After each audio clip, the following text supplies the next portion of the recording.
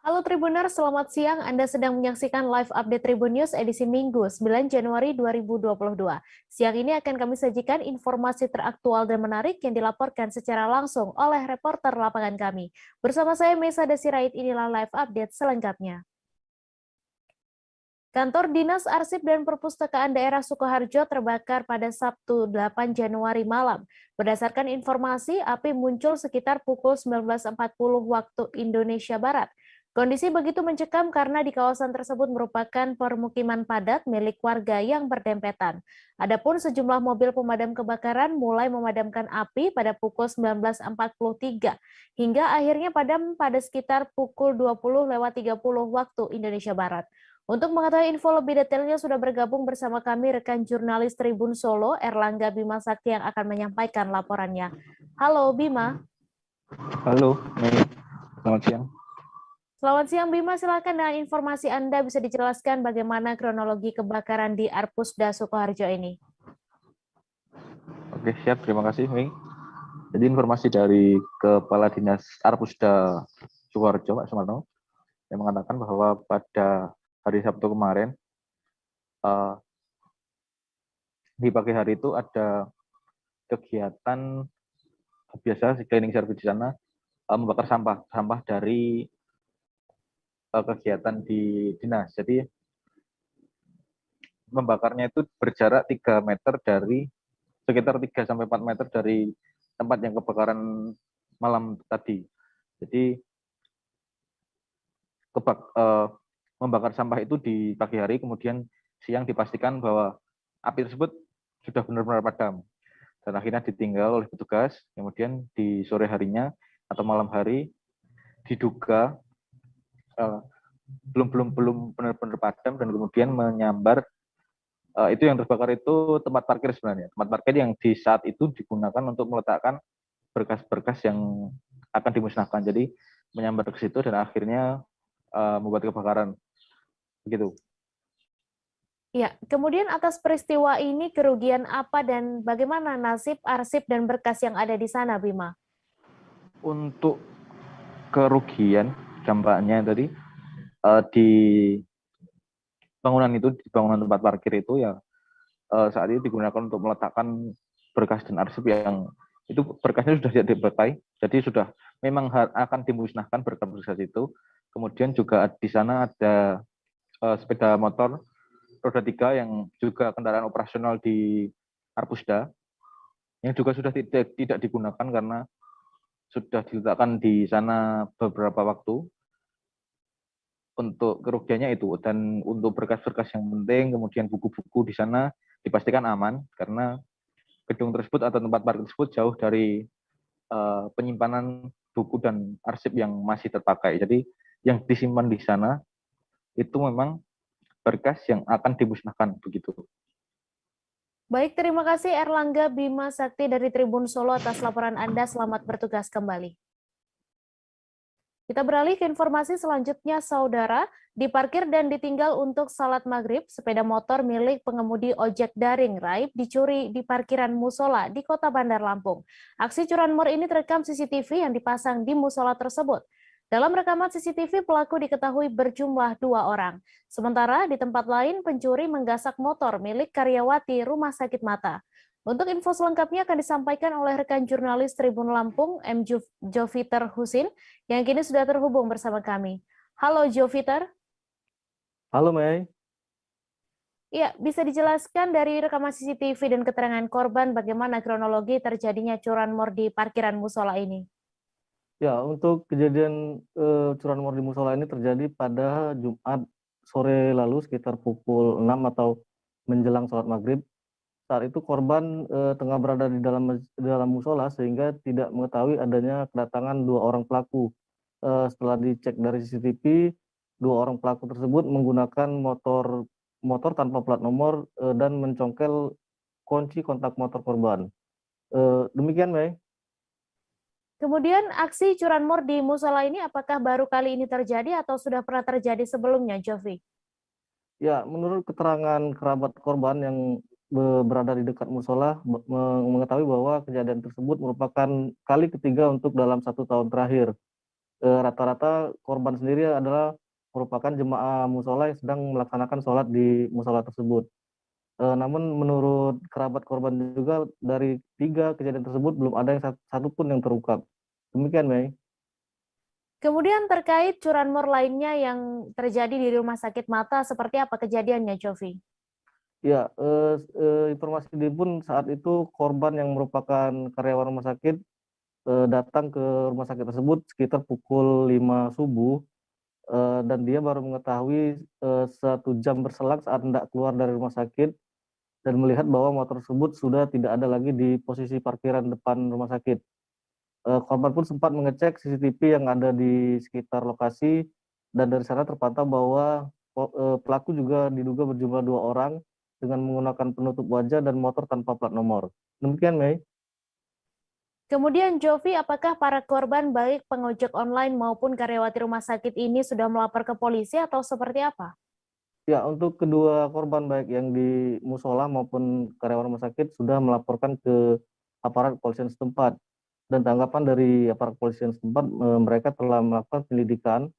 Untuk tahap awal mereka akan mendalami keterangan dari saksi-saksi di sekitar lokasi dan juga mengidentifikasi pelaku dari hasil rekaman CCTV di sekitar TKP.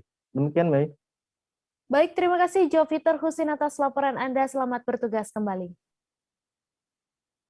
Sebuah aksi pencurian terekam kamera CCTV di salah satu toko sembako di bilangan Jalan Ahmad Yani, Kelurahan Api-Api, Bontang Utara, pada Jumat 7 Januari dini hari kemarin. Adapun kerugian yang dialami pemilik toko ditaksir mencapai 13 juta rupiah. Aksi pencurian ini juga telah dilaporkan ke Polsek Bontang Utara dan polisi masih menyelidiki kasus ini. Untuk info selengkapnya akan disampaikan rekan jurnalis Tribun Kaltim, Ismail Usman, yang kini sudah terhubung bersama kami. Halo Usman. Halo Mai. Ya Usman, bisa dijelaskan saat kejadian apakah kondisi toko sembako ini dalam keadaan kosong tanpa penjagaan dari pemilik atau seperti apa Usman? Ya baik, terima kasih Mai. Kondisi memang lagi sepi karena kejadian terjadi sekitar pukul 4:30 dini hari. Kondisi sekitar juga memang sedang lebih sepi.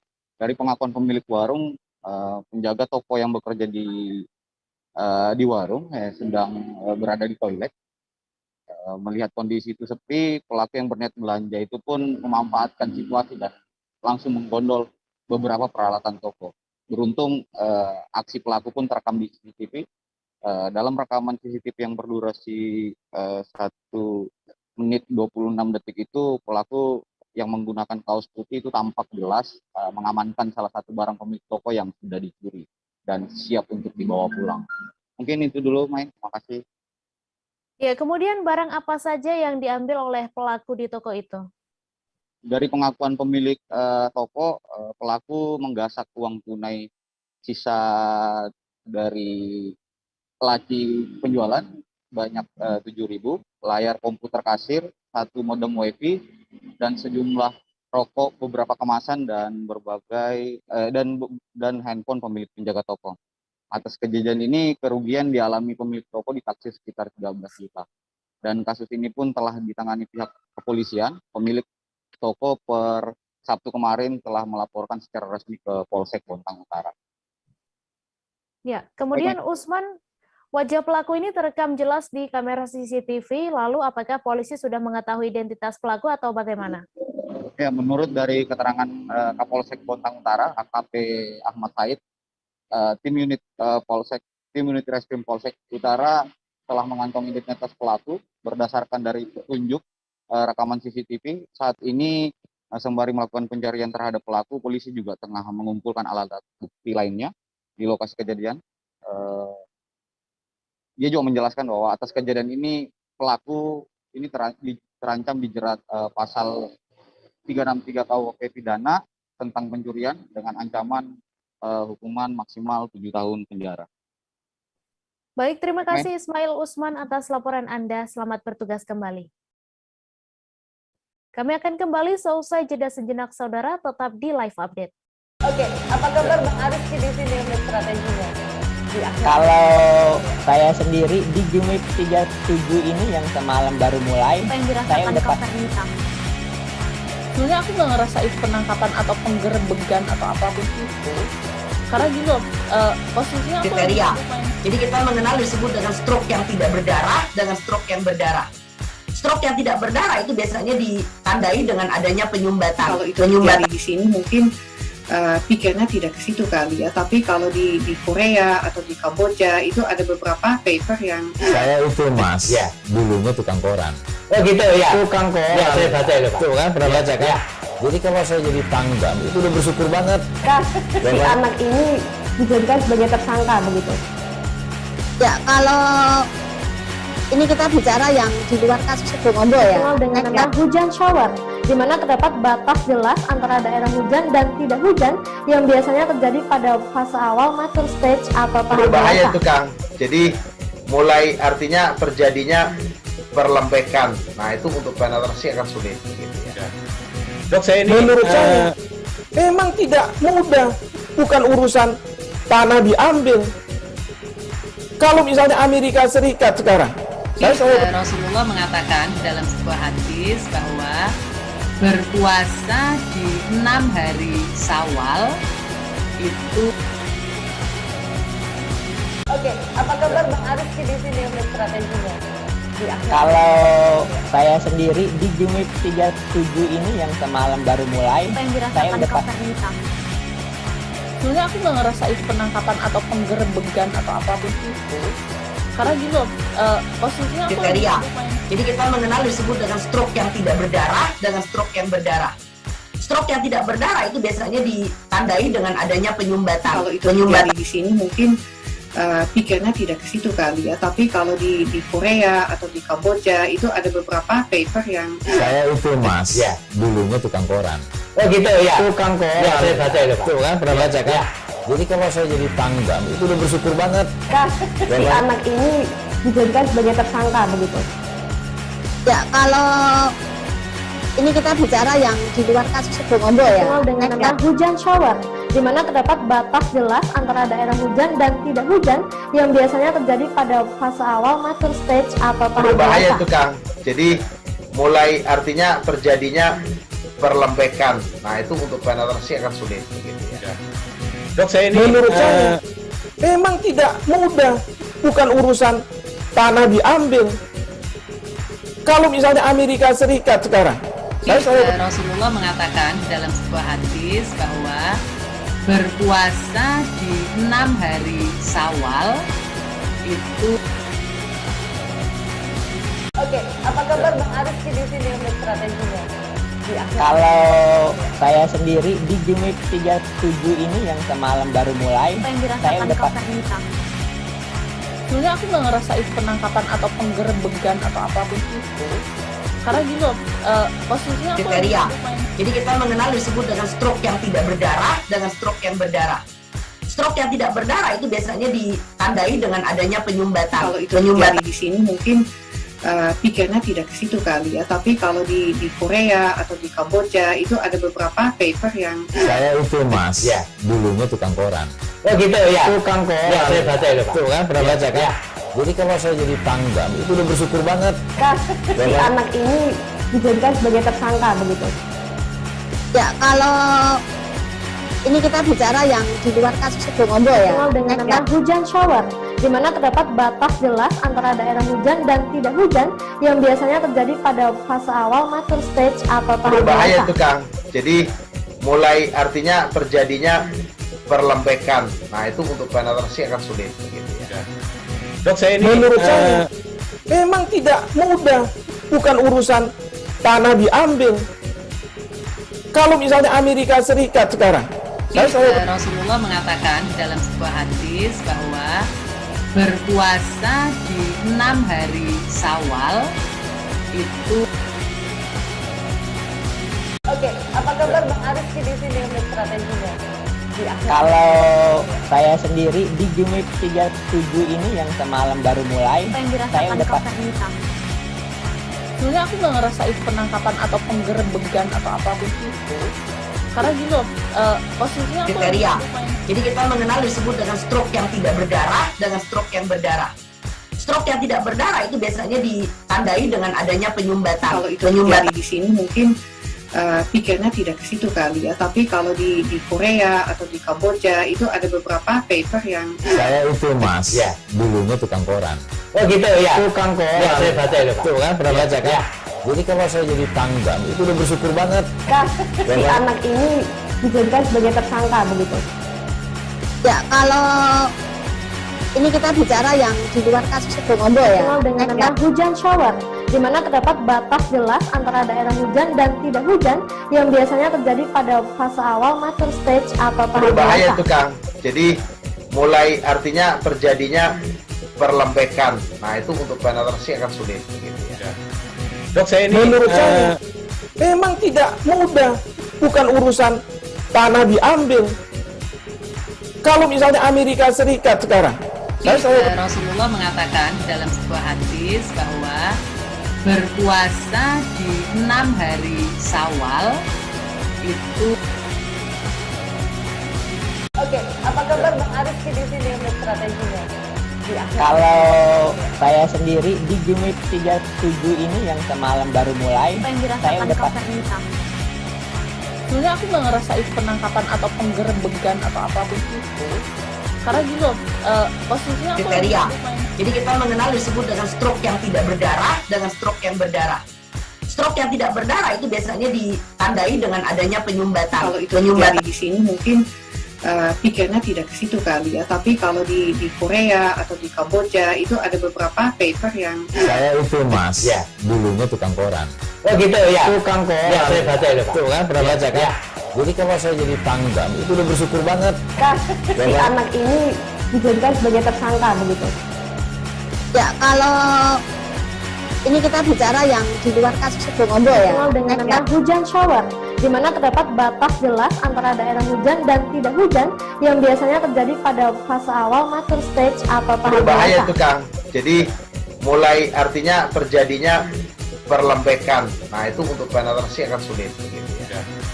Dok, saya ini menurut saya memang tidak mudah, bukan urusan tanah diambil.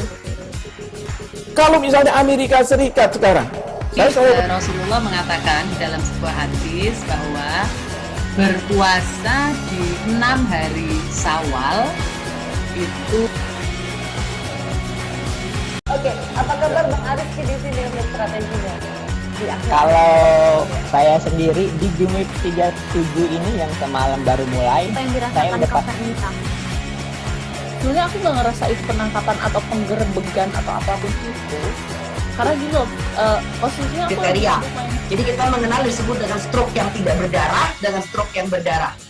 Stroke yang tidak berdarah itu biasanya ditandai dengan adanya penyumbatan. kalau itu terjadi di sini mungkin pikirnya tidak ke situ kali ya. Tapi kalau di Korea atau di Kamboja itu ada beberapa paper yang Saya itu Mas, dulunya tukang koran.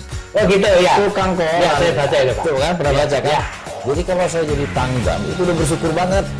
Si anak ini dijadikan sebagai tersangka begitu. Ya, kalau ini kita bicara yang di luar kasus Sebongobo ya. Dengan nama hujan shower, di mana terdapat batas jelas antara daerah hujan dan tidak hujan yang biasanya terjadi pada fase awal mature stage atau tahap Berbahaya dewasa. itu Kang. Jadi mulai artinya terjadinya perlembekan. Nah itu untuk penetrasi akan sulit. Gitu ya. Dok, saya ini menurut saya memang tidak mudah, bukan urusan tanah diambil. Kalau misalnya Amerika Serikat sekarang, Rasulullah mengatakan dalam sebuah hadis bahwa berpuasa di 6 hari Syawal itu. Oke, apa kabar Bang Ariski di sini untuk strateginya? Kalau saya sendiri di Jumit 37 ini yang semalam baru mulai, saya udah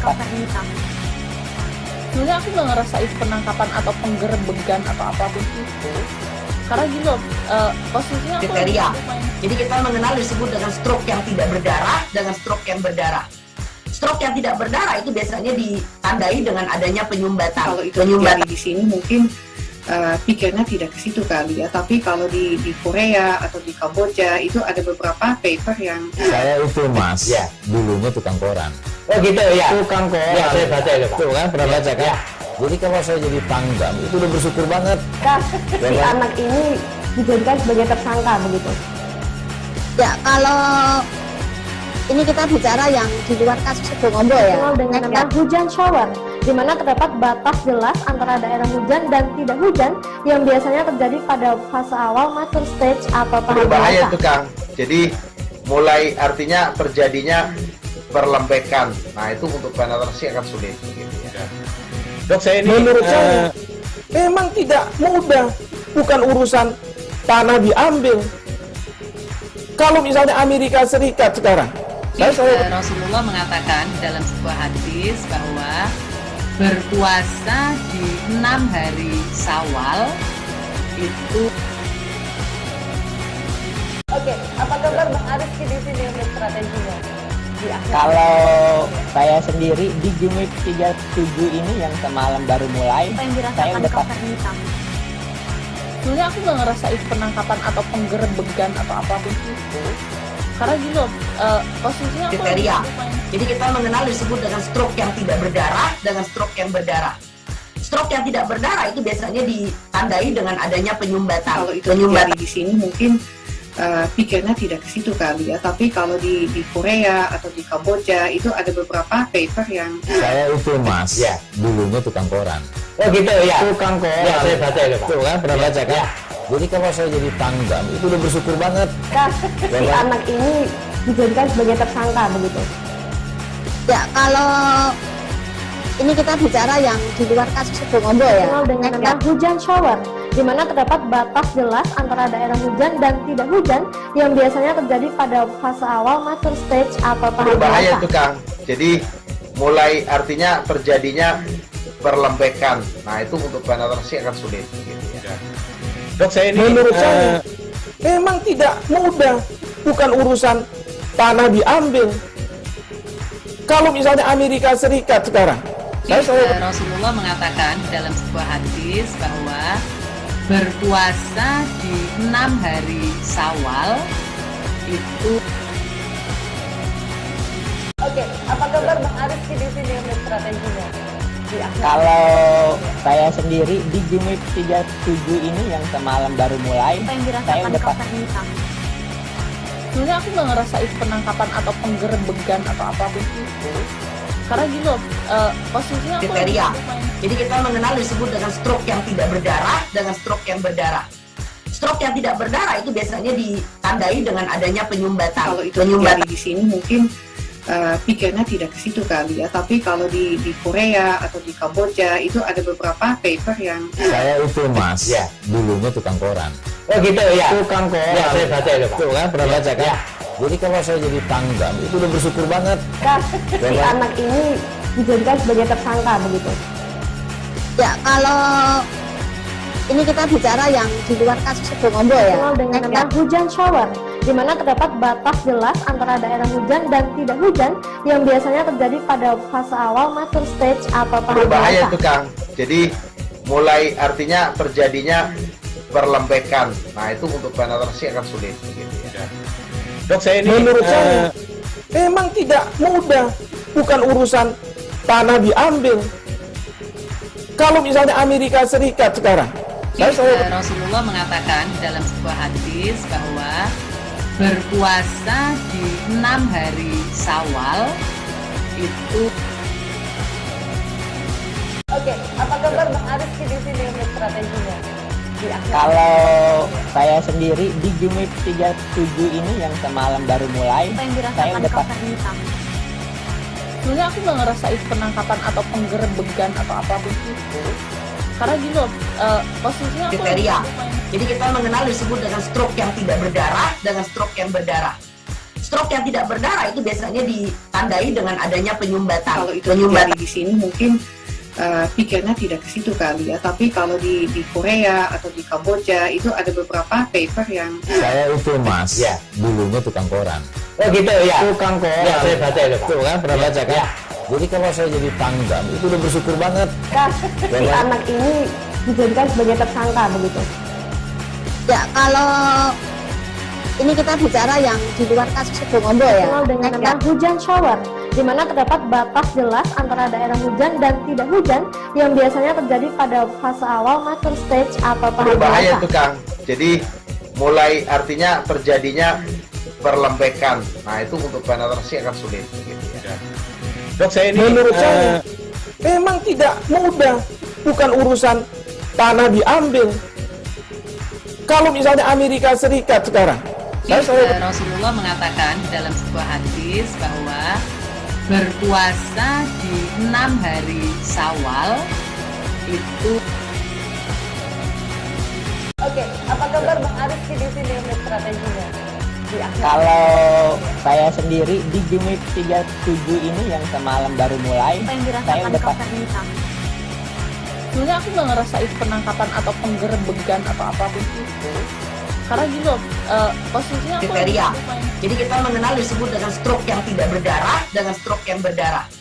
Stroke yang tidak berdarah itu biasanya ditandai dengan adanya penyumbatan. Kalau itu terjadi di sini mungkin pikirnya tidak ke situ kali ya, tapi kalau di Korea atau di Kamboja itu ada beberapa paper yang saya itu mas, ya dulunya tukang koran.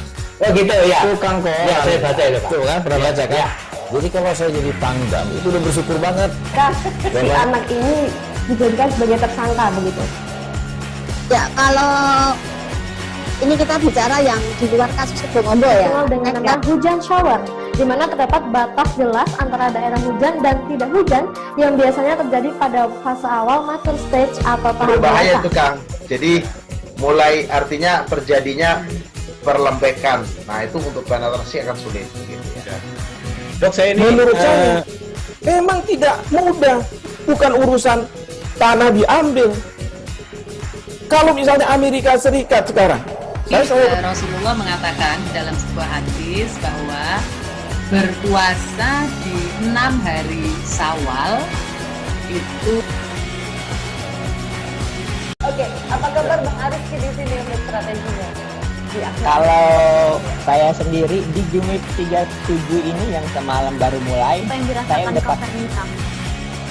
sebenarnya aku nggak ngerasa itu penangkapan atau penggerbegan atau apapun itu, karena gitu posisinya aku kriteria. Jadi kita mengenal disebut dengan stroke yang tidak berdarah dengan stroke yang berdarah. Stroke yang tidak berdarah itu biasanya ditandai dengan adanya penyumbatan. Kalau itu terjadi di sini mungkin pikirnya tidak ke situ kali ya, tapi kalau di Korea atau di Kamboja itu ada beberapa paper yang saya itu mas, ya dulunya tukang koran. Oh gitu ya. Tukang koran. Ya saya baca itu Pak. Tuh kan pernah baca kan? Ya. Jadi kalau saya jadi pangdam itu udah bersyukur banget. Si anak ini dijadikan sebagai tersangka begitu. Ya kalau ini kita. Terima kasih Anda masih menyaksikan live update. Berbagai komunitas relawan peduli banjir di Kota Jayapura mulai Jumat 7 Januari hingga Sabtu 8 Januari telah mendistribusikan 216 kotak nasi bagi para korban banjir di distrik AB Pura. Dalam kesempatan ini jumlah relawan yang diturunkan sebanyak 25 orang.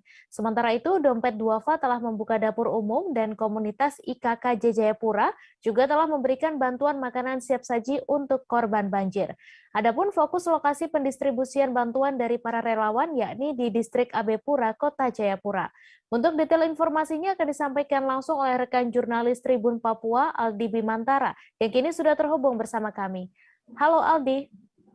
Ya, halo Mei dan juga Tribuners. Terima kasih, memang benar sekali dilaporkan dari Kota Jayapura, Papua. Ini pasca terjadinya bencana banjir akibat dari aktivitas hujan ekstrim yang mengguyur Kota Jayapura beberapa hari yang lalu. Ini mengakibatkan berdampak juga pada masyarakat yang tinggal di distrik AB Pura. Dan berdasarkan pantauan saya, Mei dan juga Tribuners, per hari ini memang sudah banyak sekali para relawan dari berbagai komunitas yang ada di Kota Jayapura untuk mendistribusikan barang-barang kebutuhan sebagai bentuk bantuan untuk para warga yang terdampak, khususnya di distrik AB Pura, Kota Jayapura, Papua. Mei. Ya, kemudian Aldi bisa Anda jelaskan sebenarnya bantuan apa yang paling dibutuhkan bagi korban terdampak banjir di Kota Jayapura ini? Ya baik, memang Mei dan juga Tribuners dapat saya informasikan berdasarkan hasil wawancara kami bersama dengan para relawan dan salah satunya ialah Ketua LKKJ Jayapura, Irfan Sandi, yang memang bersama dengan rekan-rekannya turun langsung meninjau korban pengungsian dan juga korban terdampak di distrik AB Pura. Memang dirinya menyebutkan bahwa banyak sekali yang memang yang dibutuhkan oleh para korban ini, diantaranya memang yang paling dibutuhkan saat ini ialah bahan makanan dan juga pakaian layak pakai bagi para sebagian pengungsi dan juga masyarakat terdampak yang masih bertahan di rumah-rumah yang ada di wilayah distrik AB Pura, Kota Jayapura, Papua. Mei. Ya, kemudian sejauh ini bagaimana kondisi masyarakat di wilayah terdampak khususnya di distrik AB Pura sendiri, Aldi?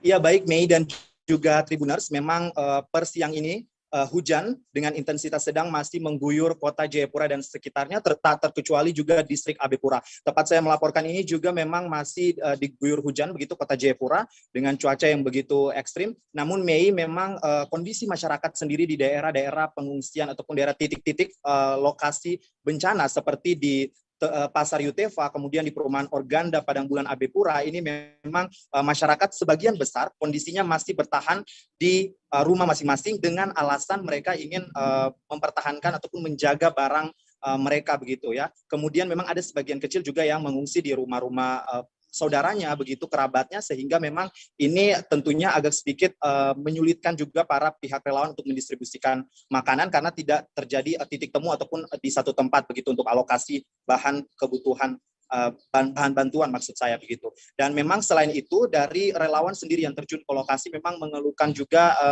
ini di lain pihak ini mereka sangat kesulitan pada saat malam hari untuk proses evakuasi dan juga proses pendistribusian makanan ini dikarenakan lampu ataupun listrik yang memang di sebagian daerah ini terpantau padam begitu pada malam hari. Mei. Baik, terima kasih Aldi atas laporan Anda, dan Tribuners, wartawan kami juga telah menghimpun wawancara dengan Ketua LKKJ. Berikut tayangannya untuk Anda.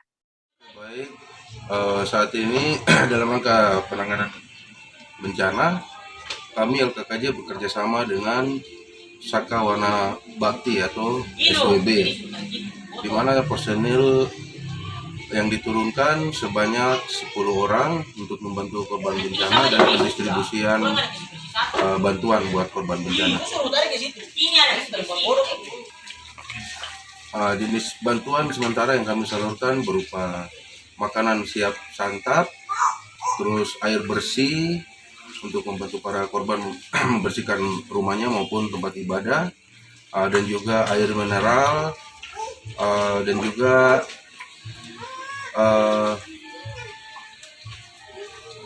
kelambu buat para korban bencana.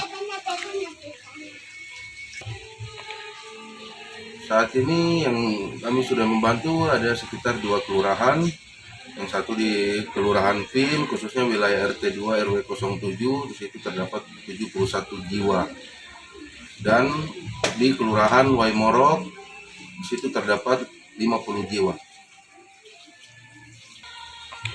Harapan kami buat para korban agar tetap semangat dan jangan pernah putus asa dalam menghadapi cobaan bencana ini.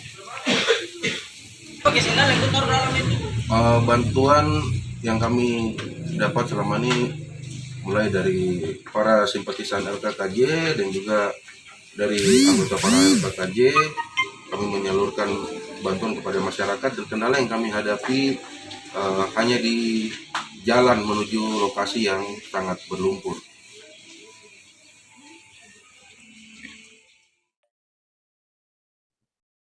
Polrestabes Palembang dan Sekolah Kusuma Bangsa melakukan vaksinasi anak-anak usia 6 hingga 11 tahun di Sekolah Kusuma Bangsa Jalan Residen Abdul Rozak. Setidaknya disediakan 1.500 vaksin untuk anak-anak usia 6 hingga 11 tahun ini. Vaksin yang digunakan yaitu jenis vaksin Sinovac. Untuk kabar selengkapnya akan disampaikan rekan wartawan Tribun Sumsel, Linda Trisnawati, yang kini sudah terhubung bersama kami. Halo Linda. Ya, halo Mei. Ya, Linda, silakan dengan informasi Anda bisa dijelaskan terkait vaksinasi anak-anak di Sekolah Kusuma Bangsa ini. Oke, dapat saya informasikan bahwa Sekolah Kusuma Bangsa bersama Polrestabes Palembang melakukan vaksinasi anak usia 6-11 tahun di Sekolah Kusuma Bangsa yang ada di Jalan Residen Abdul Rozak. Nah, vaksinasi yang digunakan ini merupakan jenis vaksinasi Sinovac. Kegiatan ini pada saat pelaksanaan kegiatan berbagai tingkah anak-anak itu dapat saya pantau, ada yang berani gitu ya, ada yang menangis, bahkan ada yang berontak untuk melakukan vaksinasi gitu. Nah, namun para vaksinatornya dengan sigap membujuk anak-anak ini agar mau melakukan vaksinasi, didampingi juga dengan orang tua. Menurut panitia vaksinasi, yaitu Pak Jonas, hari ini vaksinasinya untuk anak usia 6 sampai 11 tahun dan antusiasnya cukup luar biasa. Begitu, Mei. Iya, kemudian berapa target anak-anak yang akan divaksinasi di Kota Palembang sendiri? Oke, dapat saya informasikan bahwa untuk hari ini khusus di Wisma Bangsa ini ada 1.500 vaksinasi yang disediakan. Namun untuk target, kalau berdasarkan keterangan Kapolresta Palembang, Kombes Pol Mokmah Najib, itu targetnya sebanyak 171.000 anak akan divaksinasi di Kota Palembang. Hal ini sesuai dengan perintah Kapolri dan Kapolda bahwa targetnya harus selesai selama 2 minggu. Begitu, Mai. Ya, kemudian dalam rangka vaksinasi ini, apa kemudian pesan Polrestabes Palembang sendiri, Linda? Ya, untuk bisa saya sampaikan kepada masyarakat, khususnya Kota Palembang, bahwa Kombes Pol Muhammad Najib sendiri menghimbau kepada masyarakat untuk sadar terhadap vaksinasi ya, karena vaksinasi ini tujuannya baik untuk mencegah penyebaran COVID-19. Begitu, Mei. Baik, terima kasih Linda atas laporan Anda dan Tribuners. Wartawan kami juga telah menghimpun wawancara dengan panitia vaksinasi serta salah satu orang tua peserta yang divaksin. Berikut tayangannya untuk Anda. Kita hari ini adalah hari pertama ya untuk vaksinasi anak 6 sampai 11 tahun. Target kita 1.500 anak-anak. Tapi kayaknya lebih ya ini. Ya. Jadi memang sangat luar biasa. Karena mungkin ini baru pertama kali ya untuk usia 6 sampai 11 tahun. Seperti itu. Ya, jadi ini menjadi pembelajaran kita juga bahwa sistem harus kita ubah nantinya ya supaya lebih baik lagi ya, dan itu memang harus dilakukan. Ya, tapi kita terus antisipasi supaya kelancaran tetap berjalan dengan baik. Anak-anaknya untuk divaksin gitu. Untuk masih berjalan, tetapi karena di sekolah Kumbang ini kan sudah tatap muka, sudah ada kegiatan sekolah. Jadi bagi masyarakat yang anak-anaknya belum divaksin, ya, supaya dari virus amat rizki Ramadan. Oke, tadi nggak takut divaksin ya? Oke, ada tadi nggak takut divaksin? Nggak, rasanya gimana tadi? Sakit nggak? Nggak sakit. Oke. Pada Minggu 9 Januari dini hari, jaringan pipa PDAM di Jalan Ahmad Yani 0KM Paringin Balangan pecah.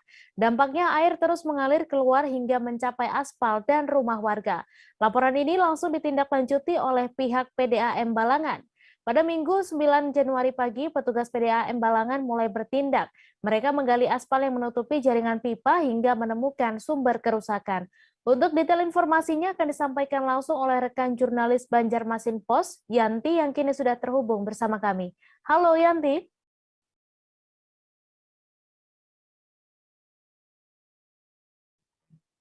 Baik, iya, halo Mei. Ya, Yanti, bisa Anda informasikan kapan pihak PDAM ini mendapatkan laporan pipa pecah? Oke. Untuk pihak PDAM menerima laporan itu sekitar pukul 2 dini hari, Mei. Jadi setelah mereka menerima laporan saat subuh, dan infonya banyak petugas PDAM juga yang menerima telepon dari warga setempat, dan setelah paginya langsung ditindaklanjuti begitu, Mei. Ya, kemudian penanganan apa saja yang kemudian dilakukan terkait hal ini? Oke. Baik, untuk penanganan pihak PDAM langsung menyiapkan beberapa peralatan, terutama perekat, dan mereka juga melakukan penggalian di tempat kebocoran karena informasinya pipa tersebut mengalami pecah tadi ya. Jadi penanganannya dilakukan perekatan yang nantinya pipa PDAM tersebut yang rusak akan dipotong, begitu, Mei. Ya, kemudian Yanti, dapat Anda informasikan terkait pecahnya pipa ini apa saja dampaknya bagi para warga? Oke. Jadi karena pecahnya pagi tadi sekitar pukul 7 sampai pukul 11 penanganannya dilakukan. Menurut Humas PDAM itu untuk dampaknya air tidak bisa mengalir untuk sementara. Jadi air itu tidak didistribusikan ke rumah warga, dan yang terdampak ada 2 kecamatan, wilayah Paringin dan Paringin Selatan. Tapi saat ini sudah dilaporkan air sudah kembali mengalir, begitu, Mei. Baik, terima kasih Yanti atas laporan Anda, dan Tribuners, wartawan kami juga telah menghimpun wawancara dengan Humas PDAM. Berikut tayangannya untuk Anda. info yang kita terima tadi malam dari warga sekitar jam 2 malam, ada pipa pecah, sifatnya pipa induk yang ukuran 4 ml, 4 in maaf, 4 in itu. Jadi sementara ini sudah ada penanganan dari jam 6 jam 7 pagi tadi. Jadi untuk penanganan lanjutannya kita nunggu alat bantuan lagi sih untuk perekatnya, untuk menutup lubangnya. Sekitar beberapa jam lagi lah, mudah-mudahan nggak ada halangan. Jadi udah tiba di sini. Kemungkinan kayaknya tekanan dari tanah, ada tumbukan batu, kemungkinan dari tekanan faktor alam aja sih. Ya diperkirakan kita akan menghentikan distribusi sementara untuk wilayah Paringin dan sebagian wilayah Paringin Selatan. Ada beberapa desa lah yang terdampak. Paling mudah-mudahan sekitar 2-3 jam aja kita hentikan distribusi untuk perbaikan. Kalau lokasi di sini pernah terjadi ada beberapa meter dari lokasi di sini sebelumnya pernah. Iya, kita ada penyambungan poin potong, yang pecah kita potong lalu kita sambung lagi. Tribuners, kami masih akan menyajikan informasi menarik untuk Anda. Selesai jeda sejenak, tetap di Live Update. Oke, apa kabar Bang Ariski di sini untuk strateginya? Kalau saya sendiri di Jumip 37 ini yang semalam baru mulai, saya udah sebenarnya aku nggak ngerasain penangkapan atau penggerebegan atau apapun itu, karena gitu posisinya kriteria. Jadi kita mengenal disebut dengan stroke yang tidak berdarah dengan stroke yang berdarah. Stroke yang tidak berdarah itu biasanya ditandai dengan adanya penyumbatan. Kalau itu terjadi di sini mungkin pikirnya tidak ke situ kali ya, tapi kalau di Korea atau di Kamboja itu ada beberapa paper yang saya itu mas, ya dulunya tukang koran. Oh gitu ya. Tukang koran. Ya, saya baca itu Pak. Tuh kan pernah baca kan? Ya. Jadi kalau saya jadi tanggam itu udah bersyukur banget. Si anak ini dijadikan sebagai tersangka begitu. Ya kalau ini kita bicara yang di luar kasus Sebongondo ya. Dengan nama hujan shower, di mana terdapat batas jelas antara daerah hujan dan tidak hujan yang biasanya terjadi pada fase awal mature stage atau tahap berbahaya itu Kang. Jadi mulai artinya terjadinya perlembekan. Nah itu untuk penetrasi akan sulit. Gitu ya. Dok, saya ini menurut saya memang tidak mudah, bukan urusan tanah diambil. Kalau misalnya Amerika Serikat sekarang, Rasulullah mengatakan dalam sebuah hadis bahwa berpuasa di 6 hari Syawal itu. Oke, apa kabar Bang Ariski di sini untuk strateginya? Kalau saya sendiri di Jumip 37 ini yang semalam baru mulai, saya udah sebenarnya aku nggak ngerasain penangkapan atau penggerebegan atau apapun itu, karena gitu posisinya kriteria. Jadi kita mengenal disebut dengan stroke yang tidak berdarah dengan stroke yang berdarah. Stroke yang tidak berdarah itu biasanya ditandai dengan adanya penyumbatan. Kalau itu terjadi di sini mungkin pikirnya tidak ke situ kali ya, tapi kalau di Korea atau di Kamboja itu ada beberapa paper yang saya itu mas, ya dulunya tukang koran.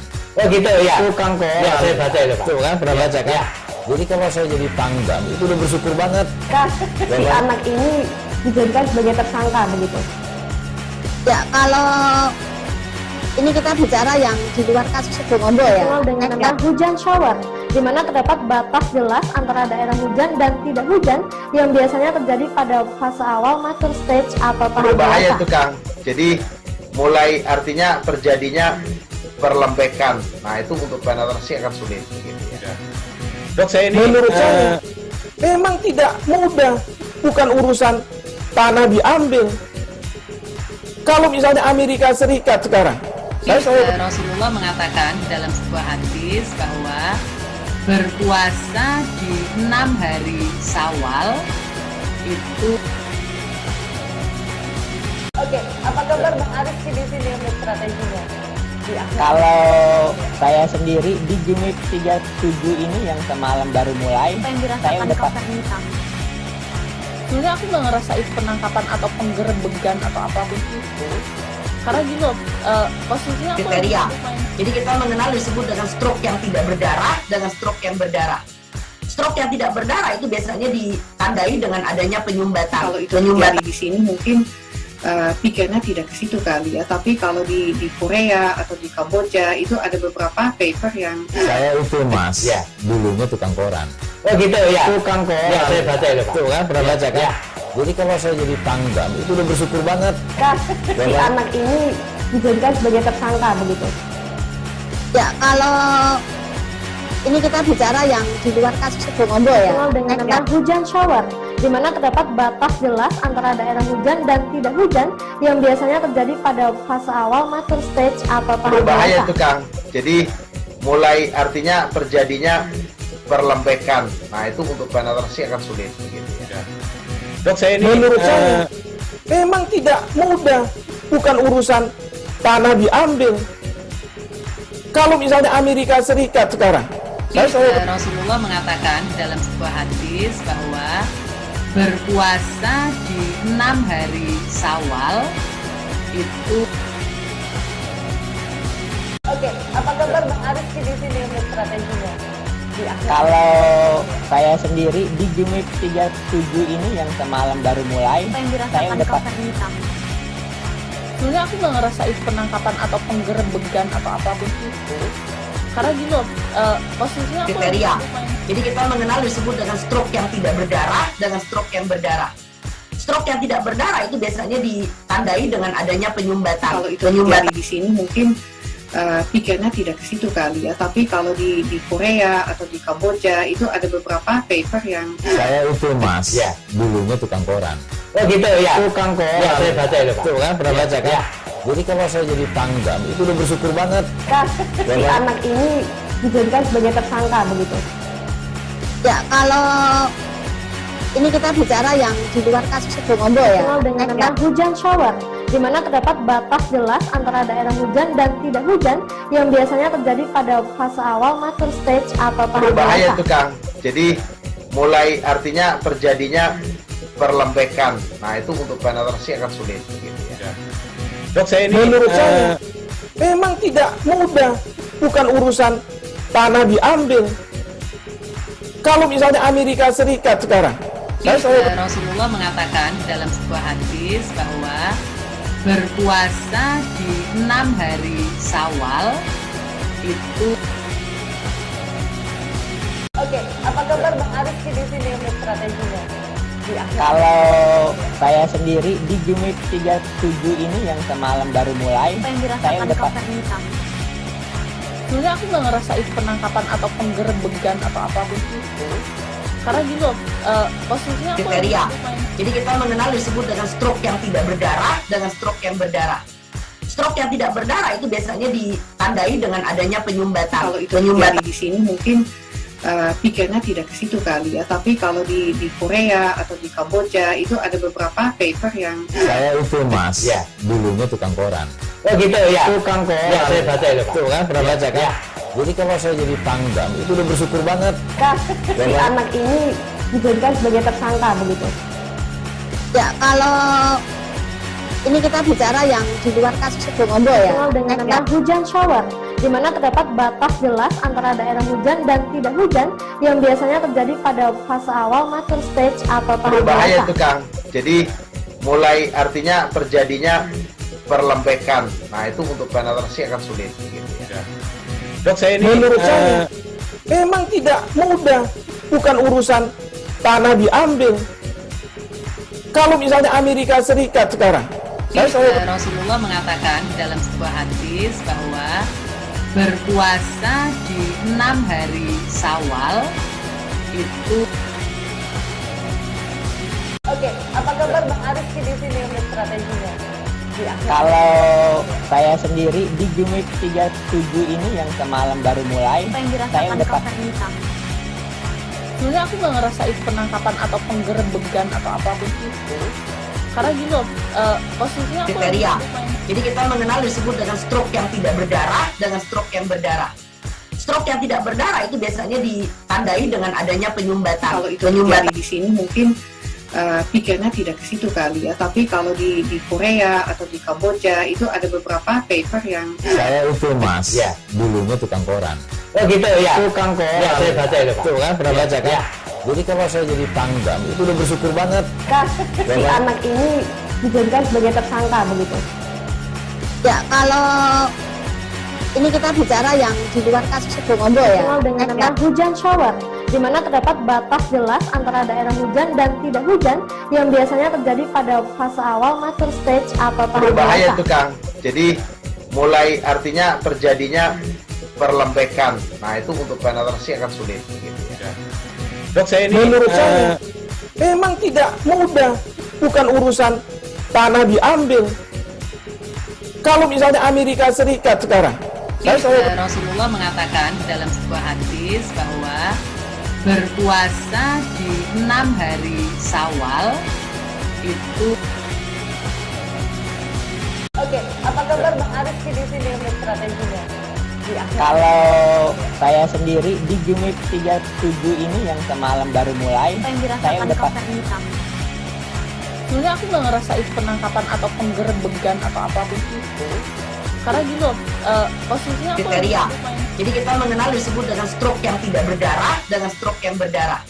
Stroke yang tidak berdarah itu biasanya ditandai dengan adanya penyumbatan. Kalau itu terjadi di sini mungkin pikirnya tidak ke situ kali ya. Tapi kalau di Korea atau di Kamboja itu ada beberapa paper yang saya itu Mas, ya, dulunya tukang koran.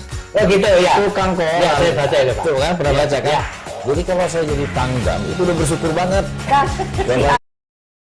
Terima kasih Anda masih menyaksikan live update. Terhitung sejak Jumat 7 Januari 2022, Kabupaten Oku Timur fokus melakukan vaksinasi terhadap anak usia 6 hingga 11 tahun. Vaksinasi tersebut dilakukan oleh Polres Oku Timur beserta Polsek jajaran dengan membuka gerai vaksinasi Merdeka Anak-anak dibantu Dinas Kesehatan. Kasat Binmas Polres Oku Timur AKP Tukiarsi menyebutkan pihaknya memberikan berbagai snack makanan ringan kepada anak-anak agar mereka tidak takut divaksin. Untuk info selengkapnya akan disampaikan oleh rekan Edo Pramadi, wartawan Tribun Sumsel yang kini sudah terhubung bersama kami. Halo Edo. Ya. Ya, Edo bisa dijelaskan bagaimana upaya Polres dan Dinkes setempat dalam mensukseskan vaksinasi anak usia 6 hingga 11 tahun ini? Dalam upaya mensukseskan percepatan vaksinasi anak 6 11 tahun, jajaran Polres Oku Timur beserta Polsek jajaran yang membuka gerai vaksinasi Merdeka Anak-anak, mereka memberikan snack ataupun makanan ringan kepada anak-anak tersebut agar mereka tertarik dan tidak takut untuk divaksin. Nah, selain itu juga seperti yang dilakukan oleh Kapolsek Madang Suku II, Ibdu Ari Gusman, dia melakukan pendekatan kepada anak-anak sehingga membuat anak-anak itu merasa nyaman seperti itu, seperti mengajak anak-anak bermain bersama, menghibur anak-anak dengan sebuah game, sehingga akhirnya anak-anak itu mau dan antusias untuk mengikuti vaksin. Seperti itu, rekan Mei. Iya, kemudian untuk vaksinasi anak usia 6 hingga 11 tahun ini bagaimana teknisnya, Edo? Untuk vaksinasi anak 6 sampai 11 tahun ini teknisnya, kalau biasanya kan, kalau untuk masyarakat umum itu biasanya warga datang ke Polsek ataupun ke puskesmas setempat untuk divaksin. Nah, kalau anak 6 sampai 11 tahun ini jajaran dari pihak kepolisian bersama Dinas Kesehatan itu jemput bola, datang ke sekolah-sekolah SD seperti itu. Nah, setelah itu barulah anak-anak itu nanti secara bergantian mengikuti proses vaksinasi. Begitu rekan Mei.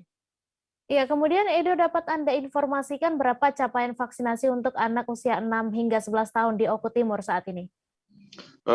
Untuk vaksinasi anak 6 sampai 11 tahun di Kabupaten Oku Timur, berdasarkan data yang terbaru sudah mencapai 10,7%. Nah, pihak Dinas Kesehatan beserta Polresnya itu menargetkan vaksinasi terhadap anak-anak ini akan selesai dalam 1 pekan.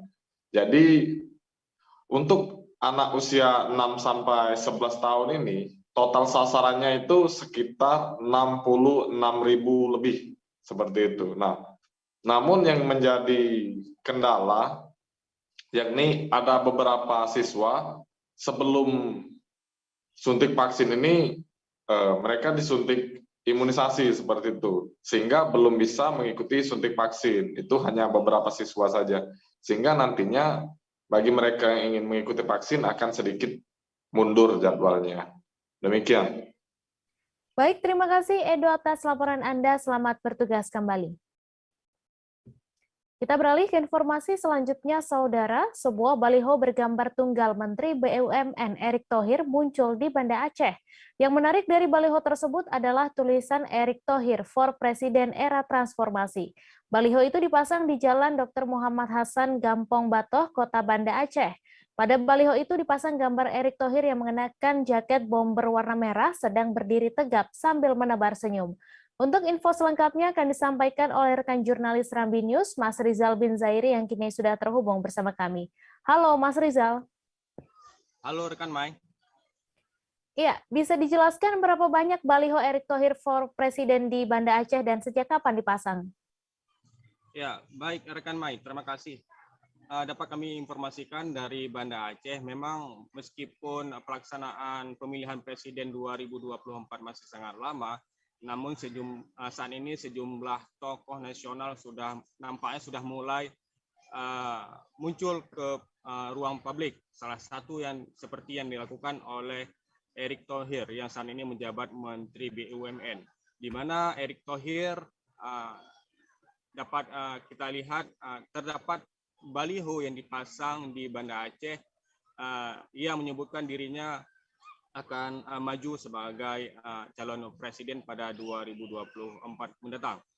Rekan Mai, dapat kami sampaikan juga, sejauh ini dari amatan kami baru satu baliho yang muncul di Jalan Dr. Muhammad Hasan, Batoh, Banda Aceh. Untuk ruas-ruas jalan lainnya belum kelihatan adanya baliho-baliho serupa yang menggambarkan antusiasmenya Erick Thohir untuk maju sebagai calon presiden. Dalam baliho itu memang tidak tersebutkan kinerja-kinerja daripada Menteri BUMN karena memang khusus menuliskan Erick Thohir for Presiden, rekan Mai. Ya, kemudian Mas Rizal, apakah sudah diketahui siapa yang memasang baliho itu? Ya, sejauh ini dari amatan kami belum teridentifikasi siapa yang memasang baliho tersebut. Karena di Aceh sendiri juga belum ada deklarasi dukungan dari masyarakat ataupun dari kelompok tertentu untuk Erick Thohir. Sejauh ini yang sudah bisa kita lihat hanya munculnya satu baliho yang berada di Jalan Dr. Muhammad Hasan. Sementara untuk pemasangnya kita sejauh ini belum teridentifikasi siapa pemasangnya ataupun kelompok mana yang mendukung Erick Thohir. Rekan Mai. Baik, terima kasih Mas Rizal atas laporan Anda. Selamat bertugas kembali. Bupati Kayong Utara Dr. Andes Citra Duani menanam pohon di daerah Desa Sutra, Kecamatan Sukadana, Kabupaten Kayong Utara, Provinsi Kalimantan Barat. Ia mengajak semua masyarakat agar menanam pohon untuk menghijaukan dan melestarikan hutan. Bupati Citra menyampaikan ajakan kepada seluruh komponen masyarakat agar ikut andil dalam mendukung penghijauan hutan-hutan yang ada di Kayong Utara. Untuk detail informasinya akan disampaikan langsung oleh rekan wartawan Tribun Pontianak, Jovi Lasta yang kini sudah terhubung bersama kami. Halo Jovi. Halo rekan Mei.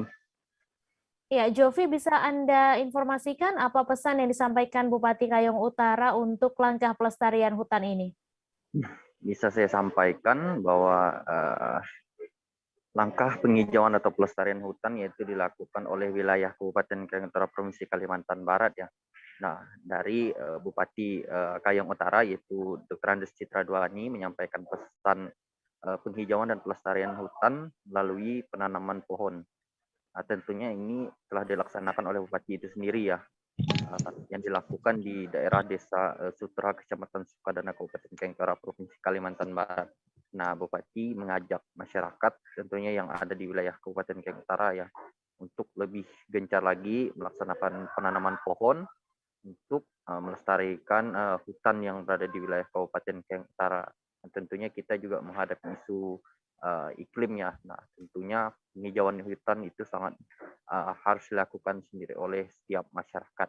Tentu seperti itu pesan yang disampaikan oleh Bupati Kayong Utara, Dr. Andreas Citra Duani. Kembali rekan Mei. Ya, kemudian sejauh ini bagaimana sikap masyarakat dalam menyikapi langkah pelestarian hutan di Kabupaten Kayong Utara sendiri? Nah, untuk langkah dari masyarakat sendiri ya, tentunya beberapa waktu lalu juga dilaksanakan oleh salah satu komunitas ya seperti itu dari IKHUD Universitas Tanjung Pura dari Kabupaten Kayong Utara itu melaksanakan penanaman pohonnya. Itu sebagai langkah pelestarian hutan seperti itu di wilayah Kecamatan Sukadana Kabupaten Kayong Utara. Nah, tentunya ini langkah-langkah konkret yang dilakukan oleh masyarakat yang berada di wilayah Kabupaten Kayong Utara ya seperti itu. Nah, tentunya ini kita sangat andil sekali ya Tribuners, terutama untuk masyarakat juga yang berada di sini ya di wilayah Kabupaten Kayong Utara, tentu melaksanakan langkah penanaman hutan yang digencarkan oleh pemerintah Kabupaten Kayong Utara itu sendiri. Tentunya ini harus digencarkan oleh masyarakat juga, dan ini langkah ke depan untuk melestarikan apa yang sudah ada saat ini dan itu harus dijaga oleh masyarakat seperti itu. Kembali rekan Mei.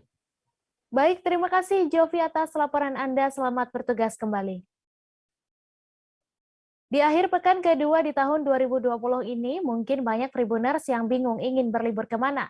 Kali ini ada rekomendasi tempat berlibur di Bali untuk Tribuners yang ingin berlibur. Mungkin Pantai Double Six bisa menjadi pilihan liburan Tribuners kali ini. Pasalnya, selain menawarkan suasana pantai yang indah, terdapat salah satu warung makan yang harganya cukup terjangkau, namanya adalah Warung Janjuk. Harga makanan di Warung Janjuk bisa dikategorikan paling murah karena mulai dari harga Rp10.000 saja. Untuk mengetahui info lebih detailnya sudah bergabung bersama kami rekan Sari, wartawan Tribun Bali yang akan menyampaikan laporannya. Halo Sari. Halo Mei. Ya, Sari bisa dijelaskan bagaimana situasi Pantai Double Six di sore hari?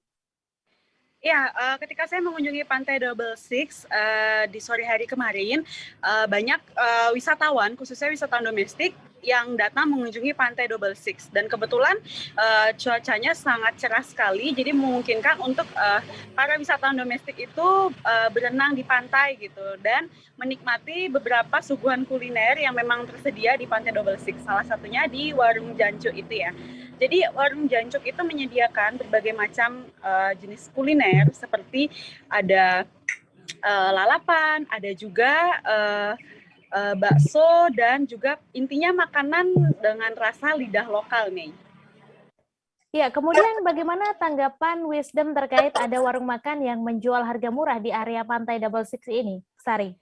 Ya, ketika saya mewawancarai salah satu wisatawan domestik, yakni Febri, ia mengatakan bahwa tentunya sangat senang ya karena ada tempat makan yang murah di areal pariwisata seperti Pantai Double Six gitu. Jadi memang dia sudah berlangganan setiap ke Pantai Double Six pasti membeli makanan di warung Janjuk gitu ya. Jadi memang untuk harga sendiri pun juga cukup murah ya Mei. Jadi dari harga Rp10.000 maksud saya untuk harga makanannya, sedangkan minumannya ada yang dari harga Rp5.000 nih.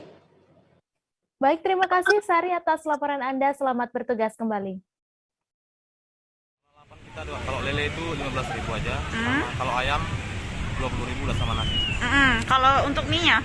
Rp15.000. Nah, untuk itu wisata udah termasuk terjangkau. Berarti kalau selama ini yang beli kebanyakan wisatawan domestik atau turis gitu beli? Sekarang ya domestik aja. Domestik. Karena turis sedikit, tapi ada juga turis yang suka. Ini bukanya dari jam berapa sampai jam berapa beli? Kalau untuk minumannya dari pagi jam 8, tapi makanannya lalapannya buka dari siang sekitar jam 12. Sampai jam? Sampai jam 8 atau 9 malam. Oke, berarti ini bisa duduk di bin bag ya beli ya? Bisa. Oke, siap-siap. Berarti bukanya dari kapan nih beli warungnya? Warungnya ini baru jalan sekitar 4 bulan, tapi ini kan cabang. Di warung utamanya udah sekitar 14 tahun di Jalan Nagulan pertama. Yang paling recommended menu apa beli? Yang paling sering dipesan gitu sama orang. Oke, berarti ini varian sambelnya mentah atau matang? Matang. Jadi ada yang pedas, ada yang biasa. Jadi kalau minta yang sedang dicampur. Oke. Di Kabupaten Lampung Barat terdapat berbagai destinasi agrowisata. Salah satunya yaitu agrowisata Alam Segar Sari yang terletak di Pekon Giham Sukamaju, Sekincau, Lampung Barat.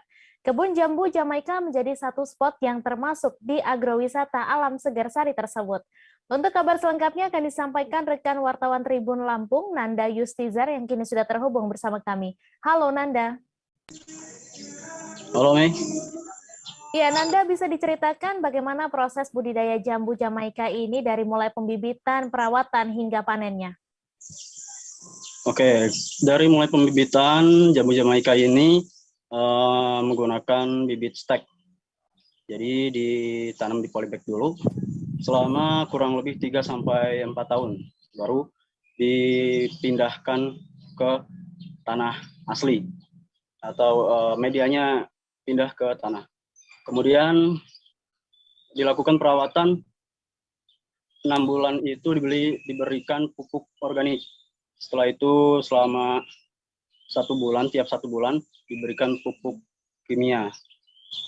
Untuk sampai kepada masa panen itu memerlukan waktu dari masa tanam di tanah, di bidang tanah itu selama kurang lebih 4-5 tahun. Baru bisa dipanen berbuah jambu Jamaikanya. Ya, kemudian di perkebunan ini total ada berapa pohon dan jika panen bisa menghasilkan hingga berapa buah jambu Jamaika? Untuk di wisata Alam Segar Sari ini jumlah pohon jambu Jamaika kurang lebih sekitar 30-an batang. Untuk panennya sendiri itu bisa mencapai 1.500 kg atau 1,5 ton. Dipanen tiap 6 bulan sekali atau 2 kali setahun. Demikian aja. Ya, kemudian Nanda, apakah kebun jambu Jamaika ini tertutup atau memang dibuka untuk umum? Dan apakah hasil panennya juga dijual untuk umum atau seperti apa? Untuk kebun jambu Jamaika ini dibuka untuk umum, jadi bisa dikunjungi oleh wisatawan baik dari Lampung Barat sendiri maupun luar Lampung Barat. Untuk hasil dari panennya itu bisa dijual secara umum di pasar-pasar yang ada di lokal maupun dikirim ke luar daerah. Bisa juga pengunjung di kebun jambu Jamaika tersebut memanen sendiri. Namun kalau untuk memanen sendiri disarankan untuk tidak panen karena takutnya akan jatuh kalau memetik sendiri. Maka ada petugas yang memang dikhususkan bertugas untuk melakukan pemanenan atau pemetikan jambu Jamaika di kebun jambu Jamaika wisata Alam Segar Sari. Baik, terima kasih Nanda atas laporan Anda. Selamat bertugas kembali. Tribuners, kami masih akan menyajikan informasi menarik untuk Anda. Seusai jeda sejenak, tetap di Live Update. Oke, apa kabar Bang Ariski di sini untuk strateginya? Kalau saya sendiri di Jumip 37 ini yang semalam baru mulai, saya udah hitam. Sebenarnya aku nggak ngerasain penangkapan atau penggerbegan atau apapun itu. Karena gitu, posisinya aku kriteria. Jadi kita mengenal disebut dengan stroke yang tidak berdarah dengan stroke yang berdarah. Stroke yang tidak berdarah itu biasanya ditandai dengan adanya penyumbatan. Kalau itu terjadi di sini mungkin pikirnya tidak ke situ kali ya. Tapi kalau di Korea atau di Kamboja itu ada beberapa paper yang saya itu Mas, ya, dulunya tukang koran. Oh gitu ya. Tukang koran. Ya, saya baca itu Pak. Tuh kan pernah baca kan? Ya. Jadi kalau saya jadi pangdam itu udah bersyukur banget. Si anak ini dijadikan sebagai tersangka begitu. Ya, kalau ini kita bicara yang di luar kasus Sebongondo ya. Dengan nama hujan shower, di mana terdapat batas jelas antara daerah hujan dan tidak hujan yang biasanya terjadi pada fase awal mature stage atau tahap berbahaya itu Kang. Jadi mulai artinya terjadinya perlembekan. Nah itu untuk penetrasi akan sulit. Gitu ya. Dok, saya ini menurut saya memang tidak mudah, bukan urusan tanah diambil. Kalau misalnya Amerika Serikat sekarang, Rasulullah mengatakan dalam sebuah hadis bahwa berpuasa di 6 hari Syawal itu. Oke, apa kabar Bang Ariski di sini untuk strateginya? Kalau saya sendiri di Jumip 37 ini yang semalam baru mulai, saya udah sebenarnya aku nggak ngerasain penangkapan atau penggerebegan atau apapun itu, karena gini loh, posisinya aku kriteria. Jadi kita mengenal disebut dengan stroke yang tidak berdarah dengan stroke yang berdarah. Stroke yang tidak berdarah itu biasanya ditandai dengan adanya penyumbatan. Kalau itu terjadi di sini mungkin pikirnya tidak ke situ kali ya, tapi kalau di Korea atau di Kamboja itu ada beberapa paper yang saya itu mas, ya dulunya tukang koran. Oh gitu ya. Tukang koran. Ya, saya baca itu Pak. Tuh kan pernah baca kan? Ya. Jadi kalau saya jadi pangdam itu udah bersyukur banget. Si anak ini dijadikan sebagai tersangka begitu. Ya kalau ini kita bicara yang di luar kasus Sebongombo ya. Dengan nama hujan shower, di mana terdapat batas jelas antara daerah hujan dan tidak hujan yang biasanya terjadi pada fase awal mature stage atau tahap berbahaya dewasa. itu Kang. Jadi mulai artinya terjadinya perlembekan. Nah itu untuk penetrasi akan sulit. Gitu ya. Dok, saya ini menurut saya memang tidak mudah, bukan urusan tanah diambil. Kalau misalnya Amerika Serikat sekarang, Rasulullah mengatakan dalam sebuah hadis bahwa berpuasa di 6 hari Syawal itu. Oke, apa kabar Bang Ariski di sini untuk strateginya? Kalau saya sendiri di Jumip 37 ini yang semalam baru mulai, saya udah sebenarnya aku nggak ngerasain penangkapan atau penggerebegan atau apapun itu, karena gini loh, posisinya aku kriteria. Jadi kita mengenal disebut dengan stroke yang tidak berdarah dengan stroke yang berdarah. Stroke yang tidak berdarah itu biasanya ditandai dengan adanya penyumbatan. Kalau itu terjadi di sini mungkin pikirnya tidak ke situ kali ya, tapi kalau di Korea atau di Kamboja itu ada beberapa paper yang saya itu mas, ya dulunya tukang koran. Oh gitu ya. Tukang koran. Ya, saya baca itu Pak. Tuh kan pernah baca kan? Ya. Jadi kalau saya jadi pangdam itu udah bersyukur banget. Si anak ini dijadikan sebagai tersangka begitu. Ya kalau ini kita bicara yang di luar kasus Sebongombo ya. Dengan nama hujan shower, di mana terdapat batas jelas antara daerah hujan dan tidak hujan yang biasanya terjadi pada fase awal mature stage atau tahap berbahaya dewasa. itu Kang. Jadi mulai artinya terjadinya perlembekan. Nah itu untuk penetrasi akan sulit. Gitu ya. Dok, saya ini menurut saya memang tidak mudah, bukan urusan tanah diambil. Kalau misalnya Amerika Serikat sekarang, Rasulullah mengatakan dalam sebuah hadis bahwa berpuasa di 6 hari Syawal itu. Oke, apa kabar Bang Ariski di sini untuk strateginya? Kalau saya sendiri di Jumip 37 ini yang semalam baru mulai, saya udah sebenarnya aku nggak ngerasain penangkapan atau penggerebegan atau apapun itu, karena gini loh, posisinya aku kriteria. Jadi kita mengenal disebut dengan stroke yang tidak berdarah dengan stroke yang berdarah. Stroke yang tidak berdarah itu biasanya ditandai dengan adanya penyumbatan. Kalau itu terjadi di sini mungkin pikirnya tidak ke situ kali ya, tapi kalau di Korea atau di Kamboja itu ada beberapa paper yang saya itu mas, ya dulunya tukang koran. Oh gitu ya. Tukang koran. Ya, saya baca itu Pak. Tuh kan pernah baca kan? Ya. Jadi kalau saya jadi pangdam itu udah bersyukur banget. Si anak ini dijadikan sebagai tersangka begitu. Ya kalau ini kita bicara yang di luar kasus Sebongombo ya. Dengan nama hujan shower, di mana terdapat batas jelas antara daerah hujan dan tidak hujan yang biasanya terjadi pada fase awal mature stage atau tahap berbahaya dewasa. itu Kang. Jadi mulai artinya terjadinya perlembekan. Nah itu untuk penetrasi akan sulit. Gitu ya. Dok, saya ini menurut saya memang tidak mudah, bukan urusan tanah diambil. Kalau misalnya Amerika Serikat sekarang, Rasulullah mengatakan dalam sebuah hadis bahwa berpuasa di 6 hari Syawal itu. Terima kasih Anda masih menyaksikan live update. Skywalk Senayan Park menjadi tempat yang paling diincar kaum muda-mudi saat ini.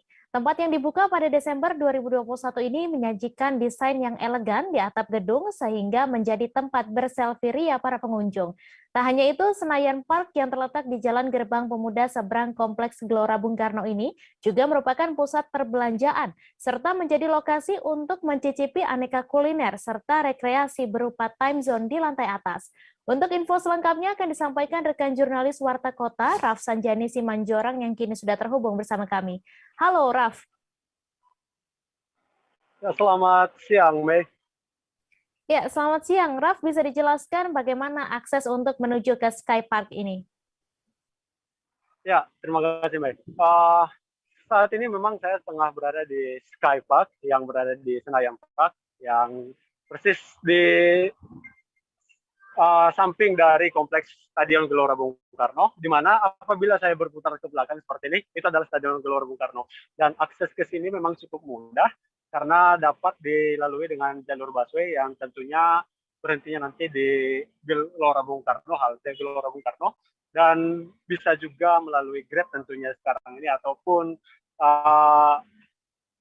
aplikasi ojek online lainnya.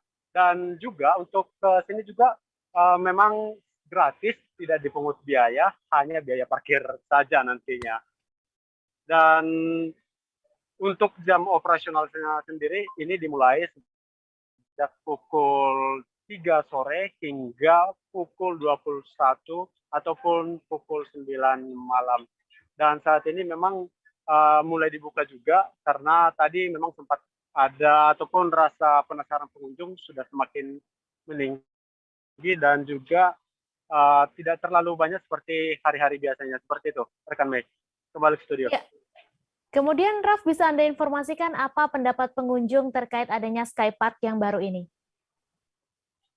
Ya, rekan Mei, bisa dapat kami jelaskan dari sini. Memang para pengunjung rata-rata antusiasnya sangat tinggi, bahkan ada yang dari Cikarang sampai rela datang ke sini hanya untuk melihat ataupun penasaran bagaimana sih suasana di Skywalk ini. Dan rata-rata memang penasaran datang ke sini karena melihat di sosial media bagaimana rata-rata hasil upload orang-orang ataupun teman-teman dari mereka yang lumayan boleh dibilang sangat bagus sekali, sehingga mereka datang ke sini untuk berselfie ria. Seperti itu, rekan Mei.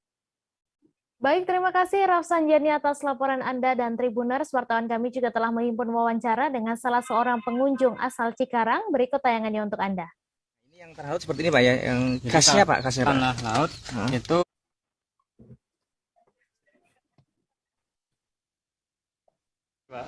Nah, jadi baru tahu nih dari ipar saya lewat WA. Kan saya lagi main ke Blok M.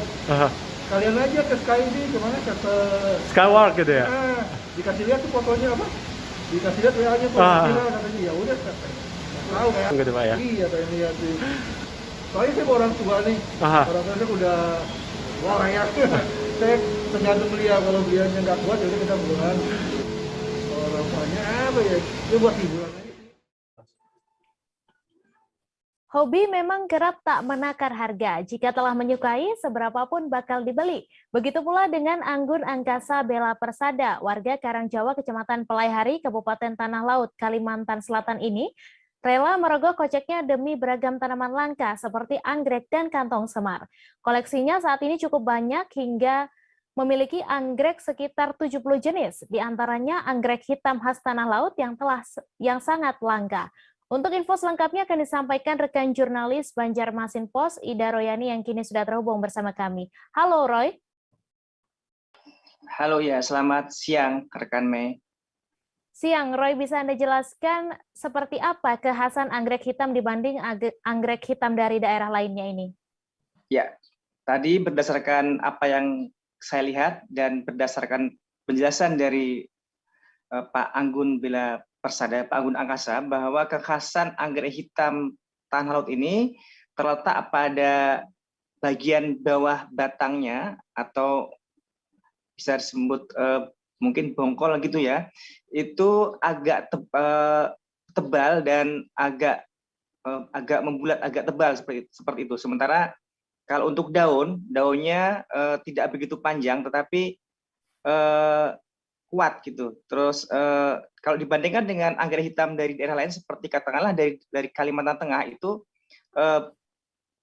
batang bagian bawah yang menyerupai bulatan itu lebih tipis seperti itu.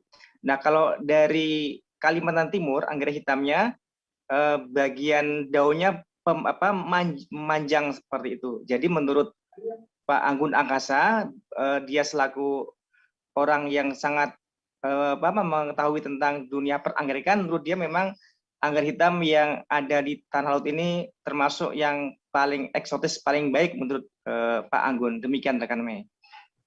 Ya, kemudian dari mana Pak Anggun Angkasa ini mendapatkan anggrek hitam yang langka ini dan berapa banyak anggrek hitam yang dimilikinya di penangkarannya? Ya, Pak Anggun Angkasa mendapatkan anggrek hitam ini sekitar tahun 2019 yang lalu, ketika sejak awal juga Pak Anggun memulai mendirikan tempat penangkaran tak jauh dari kediamannya. Itu didapatkan dari daerah pegunungan di wilayah Kecamatan Bajuin, bisa disebut sekitar Gunung Bajuin seperti itu. Dan dia waktu itu mencari bersama dengan beberapa temannya yang juga emang sama-sama menyukai anggrek.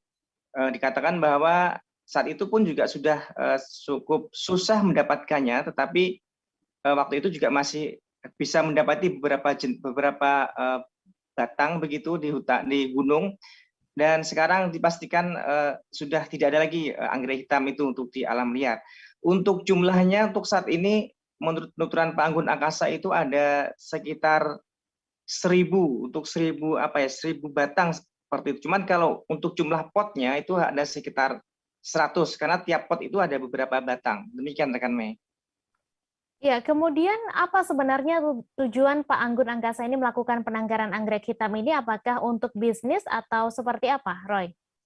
Ya, berdasarkan penegasan dari Pak Anggun Angkasa Bela Persada ini, bahwa sejak awal mendirikan tempat penangkaran, tujuan utama dia memang murni untuk melestarikan dari tanaman-tanaman tumbuhan-tumbuhan langka di alam ini, terutama anggrek, karena kebetulan katanya memang sejak dulu, sejak semasa SMA juga sudah sangat menyukai anggrek, selain juga kantong semar. Jadi sejauh ini sehingga sekarang belum ada untuk ke arah bisnis atau diperjualbelikan, karena murni untuk ditangkarkan karena memang langka. Jadi target Pak Anggun Angkasa adalah untuk menumbuhkan dulu, kemudian membiakkan, dan setelah itu nanti katakanlah misal jumlahnya sudah sangat banyak, dan katakanlah barangkali nanti mungkin ada yang sangat berminat, ya mungkin barangkali kelak mungkin bisa aja katakanlah mungkin dilepas ke masyarakat ketika ada yang menghendaki. Cuman untuk sementara ini hanya untuk tangkarkan, tidak diperjualbelikan. Demikian rekan Mei. Ya, kemudian Roy, berdasarkan informasi yang Anda peroleh, bagaimana cara membiakkan anggrek hitam yang di penangkaran ini?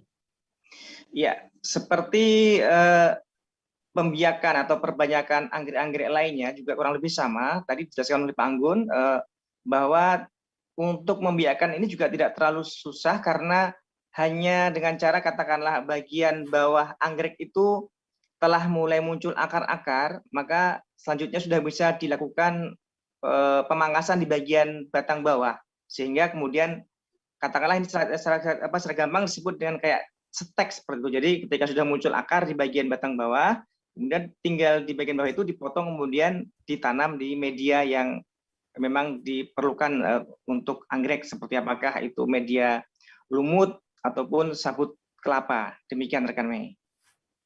Baik, terima kasih Roy atas laporan Anda, dan Tribuners. Wartawan kami juga telah menghimpun wawancara dengan Anggun Angkasa, penangkar anggrek hitam. Berikut tayangannya untuk Anda. Yang tanah laut seperti ini Pak ya, yang khasnya Pak, tanah laut itu dari ukuran daunnya itu lebih ke atas, naik di pegunungan Bajuin. Di pegunungan Bajuin, tapi yang sebelah di atas. Itu sekitar tahun berapa ya Pak kira-kira ya? Sekitar berapa ya? Mungkin 2 tahun 3 tahun yang lalu. Tanah laut dari mana lagi yang ada? Ini anggrek hitam dari Kalteng. Anggrek hitam Kalteng. Bisa dilihat perbedaannya, walaupun daunnya sama-sama pendek. Tapi batangnya ini pipi, cenderung pipi. Oh, jadi nggak bisa bulat seperti ini. anggrek hitam pelihari agak tebal. Nggih, agak Ini tebal, tebal Pak ya, seperti tebal ini. gitu ya. Nah, kalau yang kalteng pipis, agak lebih pipis ya. ini. Oh Nggih, gitu. lebih pipih. Ini kan lebih bagus ini, Oh menarik. gitu. Oh gitu ya. Terus ada lagi anggrek hitam dari mana, Pak? Dari Kaltim. Dari Kaltim ya. Ini yang Ini dari Kaltim daunnya- lebih lebar nih ya. Daunnya panjang-panjang. Daunnya panjang-panjang. Terus batangnya panjang-panjang seperti ini. Oh juga panjang. Oh. Walaupun ini agak berisi tapi ininya panjang. Ya, Bukannya. ya. Oh gitu. Ya, ya. Beda dengan yang pelihari tadi. Kan bentuknya unik. Jadi kalau menurut Seperti Pak Angkasa ini anggrek hitam pelihari lebih unik ya? Kalau saya unik karena bentuk bulbnya pendek, bulat dan batangnya pendek. Jadi bagus. Pernah berbunga sudah Pak ini? Sudah beberapa kali, kan saya punya beberapa pot banyak. Yang anggrek hitam pelihari apa tanah laut, anggrek hitam Kalteng dan Kaltim juga pernah berbunga di tempat pian ini? Iya, berbunga. Warna, Ini yang warnanya beda atau gimana? warnanya hampir sama, tapi ukurannya sedikit beda. Memang kalau yang dipelihari ini ukuran bunganya itu relatif lebih kecil daripada yang dari Kaltim. Kalau Kaltim itu ada yang sedang berbunga. Ada berbunga, oh gitu. Okay. Kalau lama bunganya? Sama, rata-rata nggak sampai 1 minggu, paling sekitar 5-6 hari. Oh iya. Nah, seperti itu. Yang mana Pak yang berbunga Pak? Ini kalau dari blobnya mungkin sekitar hampir 1000-an blob. Oh gitu. Kalau potnya paling sekitar 100-an. 150. Ada yang mati Pak sejak pian tangkarkan? Ada juga yang mati juga. Banyak ada. juga atau enggak? Enggak juga. Ya. Paling sekitar 10%. Wajar banyak kan kondisi adaptasi di.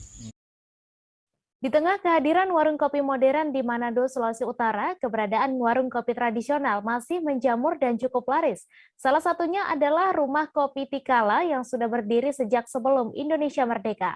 Berbeda dari daerah lainnya, warung kopi atau kedai kopi di Sulawesi Utara sendiri lebih dikenal dengan sebutan rumah kopi. Untuk info selengkapnya akan disampaikan rekan jurnalis Tribun Manado, Isfara Safitri, yang kini sudah terhubung bersama kami. Halo Isfara. Halo Mei. Ya, Isfara, bisa Anda informasikan sejak kapan Rumah Kopi Tikala ini berdiri dan apa saja menu yang disajikan di Rumah Kopi Tikala? Nah, seperti yang tadi Mei sudah katakan, jadi Rumah Kopi Tikala ini sudah berdiri sejak sebelum Indonesia merdeka, yaitu sekitar tahun 1932. Berarti saat ini usia Rumah Kopi Tikala sendiri kurang lebih 90 tahun ya. Lalu kalau untuk selanjutnya, sebenarnya Rumah Kopi Tikala ini dikelola oleh Kopwi, namun pada sekitar zaman Orba ya, itu yang tadinya Rumah Kopi Tikala itu namanya adalah Kopi Kimseng. Jadi didirikan dengan nama Kopi Kimseng, namun ketika zaman Orba, karena Soeharto sendiri tidak menyukai nama-nama Tionghoa, akhirnya Rumah Kopi Kimseng diganti namanya jadi Rumah Kopi Tikala. Nah, untuk menunya sendiri di Rumah Kopi Tikala ini adalah kopi tradisional ya, jadi kopi hitam yang dibuat secara tradisional masih menggunakan teko dan bara api. Lalu ada juga kopi susu, lebih tepatnya kopi hitam yang menggunakan susu kental manis, dan keduanya dibanderol dengan harga sekitar 8.000 sampai 10.000 rupiah. Lalu selain kopi tentunya ada kudapan-kudapan lain khas Manado seperti itu, Mei. Ya, kemudian bagaimana Rumah Kopi Tikala sendiri mempertahankan eksistensinya di tengah kedai kopi modern di Manado? Nah, kalau untuk eksistensinya sendiri, Mei dan Tribuners, hingga saat ini sebenarnya Rumah Kopi Tikala tidak pernah mengubah menunya.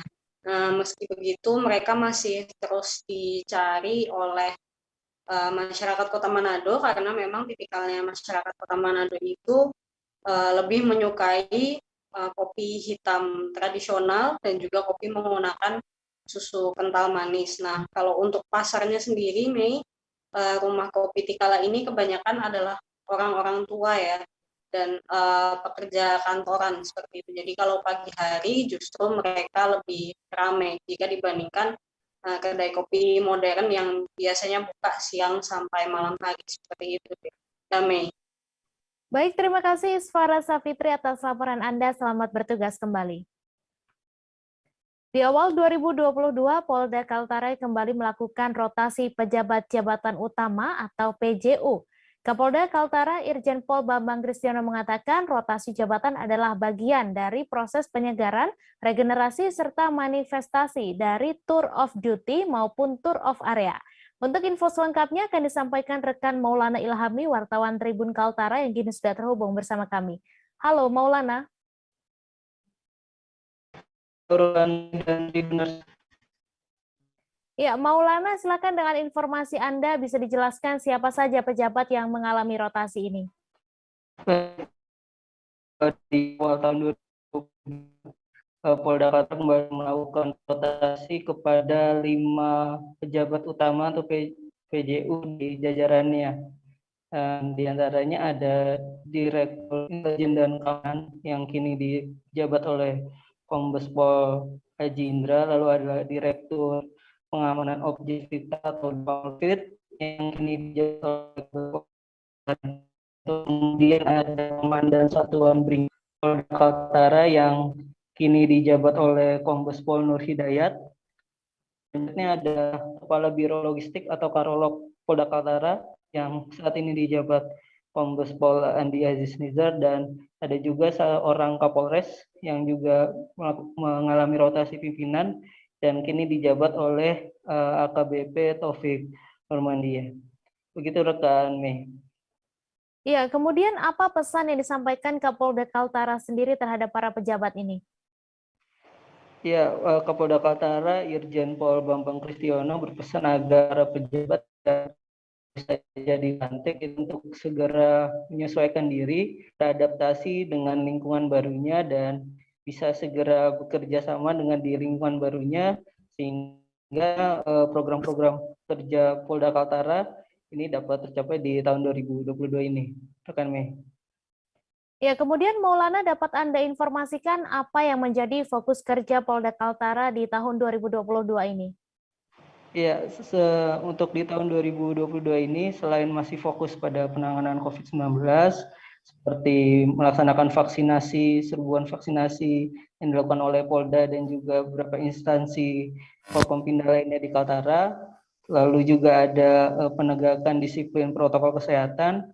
Selain itu, pihak Polda Kaltara di tahun 2022 ini juga akan berfokus pada pengamanan investasi, khususnya di daerah Tanah Kuning Mangkupadi Bulungan yang mana sudah mulai dilakukan, mengingat ini adalah investasi terbesar untuk kawasan industri hijau di dunia.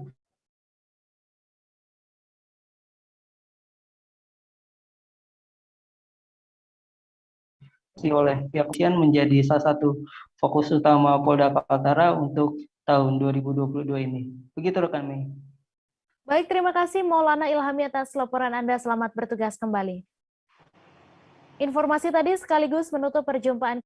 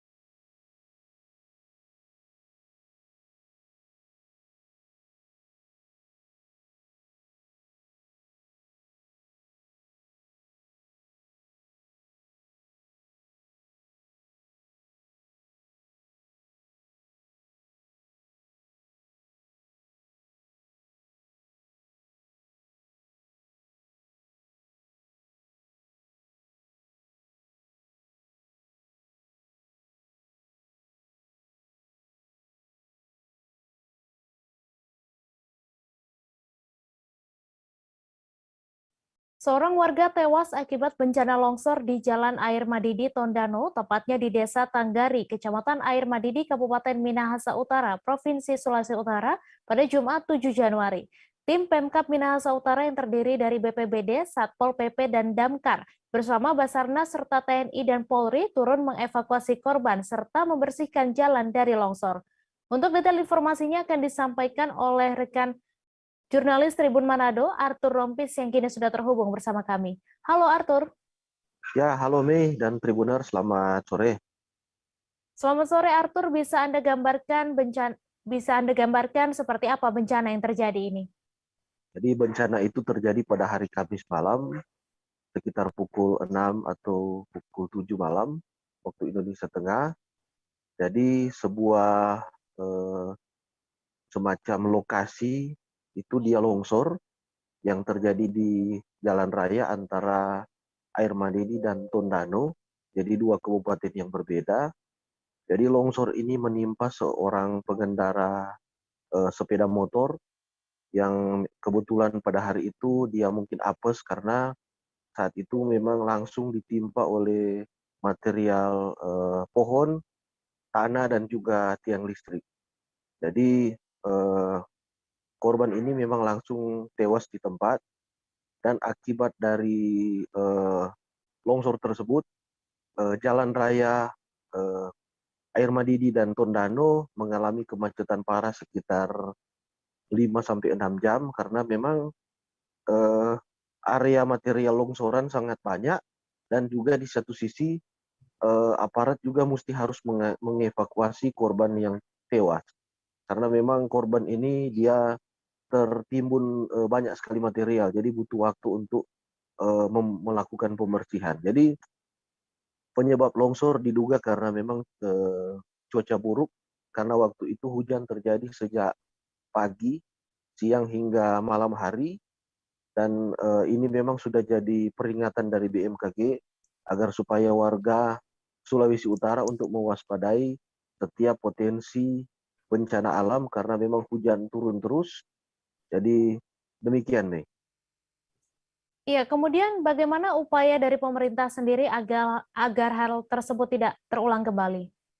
Jadi dari pemerintah sudah menetapkan kesiapsiagaan, jadi menindaklanjuti anjuran dari instruksi dari BMKG untuk agar supaya setiap pemerintah dan masyarakat untuk mengantisipasi bencana yang mungkin datang karena memang cuaca ekstrim, cuaca hujan itu disinyalir itu akan terjadi berpuncak pada bulan Januari ini. Jadi dari pemerintah sudah melakukan apel siaga, koordinasi dengan instansi setingkat maupun vertikal, dan juga koordinasi dengan aparat desa, warga desa maupun camat serta desa. Jadi ini sudah berkali-kali diberi himbauan kepada warga agar supaya berhati-hati dan juga disiapkan tindakan penanganan jika memang bencana alam terjadi. Demikian nih. Baik, terima kasih Arthur atas laporan Anda. Selamat bertugas kembali. Informasi tadi sekaligus menutup perjumpaan kita dalam live update hari ini. Tribuners, lantaran masih di tengah pandemi, kami kembali mengingatkan untuk selalu menerapkan protokol kesehatan dimanapun Anda berada. Saya Mesa Desirait beserta kru yang bertugas pamit. Terima kasih dan sampai jumpa. Jangan lupa like, subscribe, dan share ya!